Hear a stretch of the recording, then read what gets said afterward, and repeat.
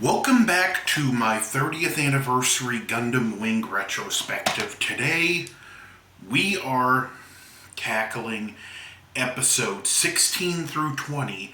Episode 16, Sorrowful Battlefield, picks up where the previous episode left off, where Hiro and Troa arrive at Zex's Antarctic base, and he's given his rebuilt Wing Gundam so him and Zex can continue the fight. And we see a nice scene here where Noin tells Hiro, "Shouldn't you thank Zex?" And he tells her, "I'll thank him in my own way by killing him in battle," which Zex wouldn't have it any other way. We get introduced to people in the base, and as a nice touch, like Zex's mechanics and people are still very respectful to the Gundam pilots, even though they're technically enemies and terrorists in the eyes of Oz. And while this is going on, we still have Relina tracking down Hiro to give him this letter. Instead of using the Wing Gundam, Hiro decides he's still going to take Troa up on his offer to use the Gundam Heavy Arms, and this is my Gundam Universe Heavy Arms. I have all 5 of the original Gundams from Wing, and ironically enough, even though Heavy Arms is my least favorite Gundam in the series, out of Wing Gundam, Death Scythe, Heavy Arms, Sandrock, and Shenlong, this is my favorite one the Gundam Universe did for the first 5. But he decides to take the Gundam Heavy Arms out into the fight, and this is easily the single best fight in the series. It's animated well, and there's a lot of tactics that go into this battle, from Hiro using shooting the snow to use it as a screen to mask the heat signature of the tall geese, Zex figuring out the strategy. Because he had the left arm components put into Wing Gundam so it could use the beam saber effectively, he does go into this battle with a bit of a handicap, which is it did take damage in the last battle, so in that way it is almost like a true continuation. And an interesting touch is that, like, the tall geese is shown to be significantly bigger than the heavy arms in this fight, and it's a very tough battle that feels like it goes on for a good long while in the series. Eventually they have an Oz task force closing in, so Troa takes out the Wing Gundam, and we seen earlier, after he has Hiro get some sleep, he does his own maintenance and pulls the left arm off of Heavy Arms, which this whole piece is detachable, and there is a full arm with a hand in here. However, he modified it because Hiro's arm is still damaged, so it's hard for him to control the weight because of the auto balancers being disabled. So what he does is rigs a beam saber in there, and instead of just the gun detaching, the gun and forearm detached, so there's just a beam saber for Hiro to use, and they get into their close quarters fight, which is where Hiro notices the left arm isn't working too well. Eventually, the Oz carriers show up, and they're pretty much overrun, and instead of them all teaming up to take out the suits like Troa suggests, Zex is like, "No, I'll take them all on." And there's also a scene before that where, when it looks like Zex is about to kill Hiro, Relina gets right in between them on the plane she's on, And there's a nice back and forth where she's like, I have this letter you need to read. It tells you how you should live your life from here on out. And she does tell him to defeat Zex before it's revealed by knowing that that's actually her brother, Miliardo Peacecraft. The episode ends with the Gundam pilots escaping and Zex taking a stand against Oz, declaring glory to the colonies. The next episode, Betrayed from Home Far Away. Duo and Catra decide they need to get into space. So they attack a spaceport, and this is also a way to signal to the other Gundam pilots, this is what we need to do. And they're just hopelessly outnumbered, and from here on out, like, these Gundams start having a very hard time of things. And when it looks like they're going to get overpowered, Wu Fei shows up in the first moment of true likability from them. He tells them, well, if you get defeated, you're going to have a hard time explaining it to your comrades. He actually shows that he thinks of the other Gundam pilots as comrades here, which is big for Wu Fei. And then Troa and Hero show up. Eventually, they all do go into space, but Catra stays behind as a human shield to self-detonate, but he does get away because it's actually programmed into the Sandrock for the shield to shield the cockpit, and the self-detonation is on a delay, so he does get into space. Now, we do have more political stuff going on, and I'll explain this into the next episode. Next, we have Tall Geese Destroyed, and in this episode, it starts setting the stage for the next power ship.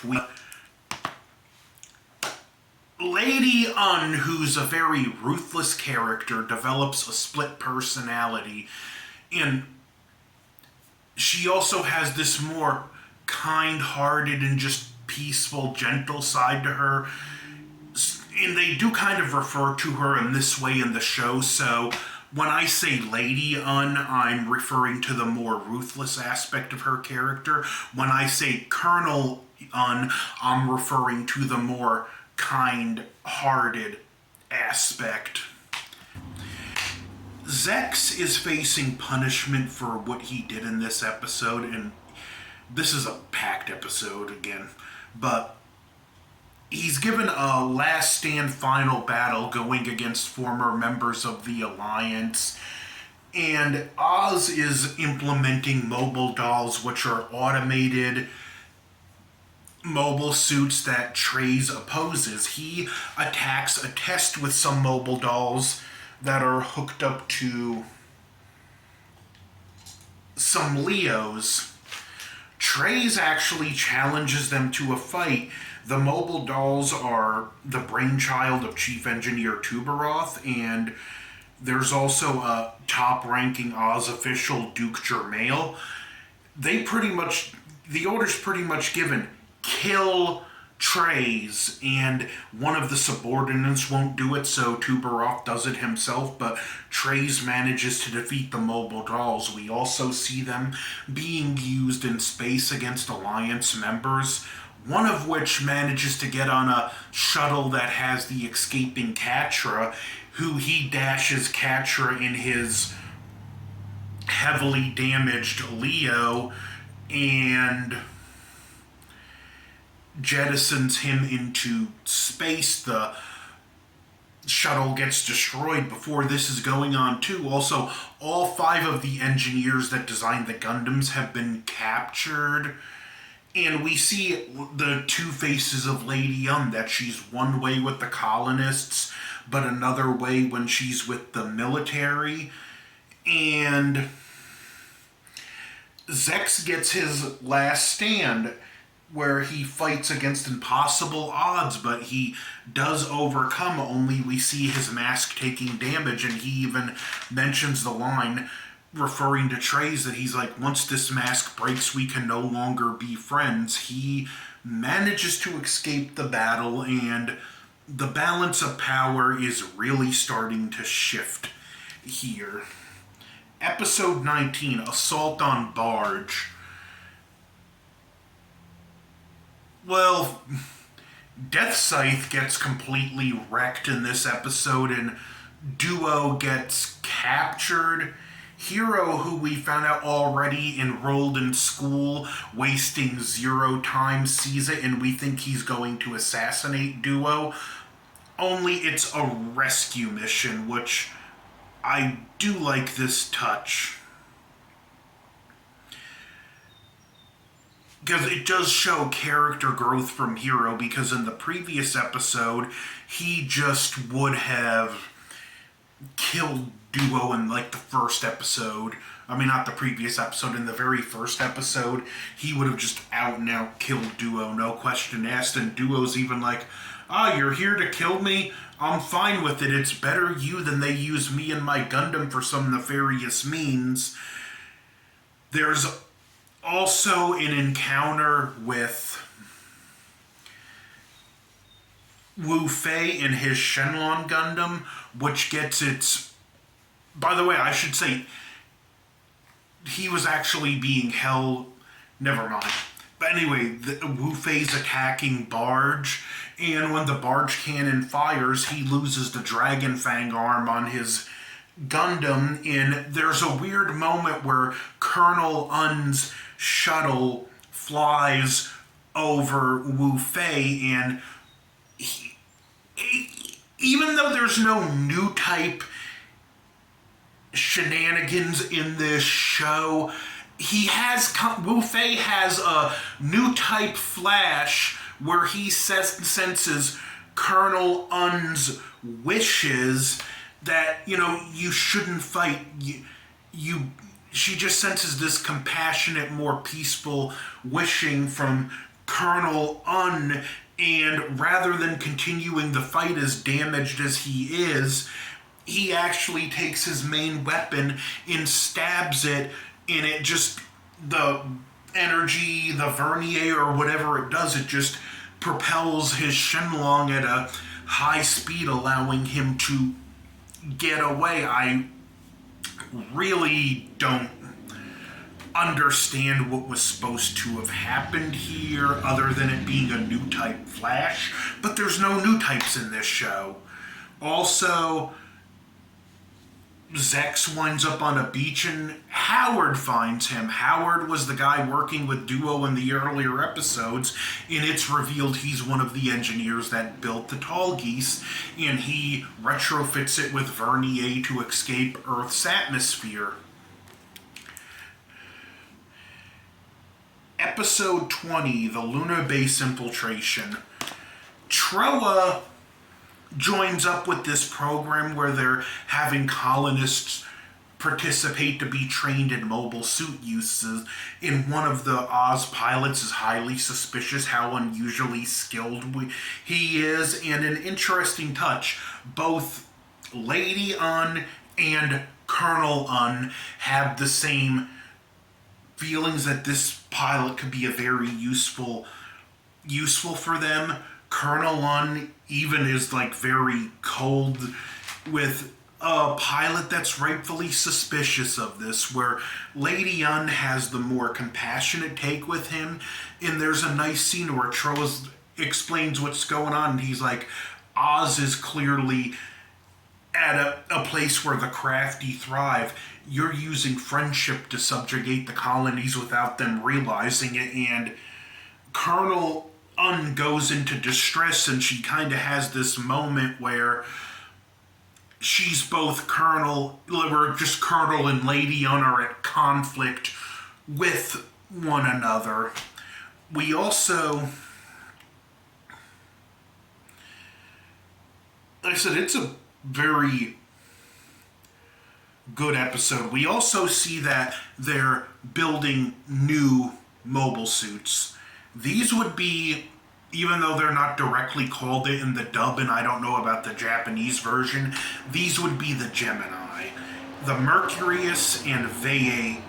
The Mercurius has an energy shield, and it has a close quarters beam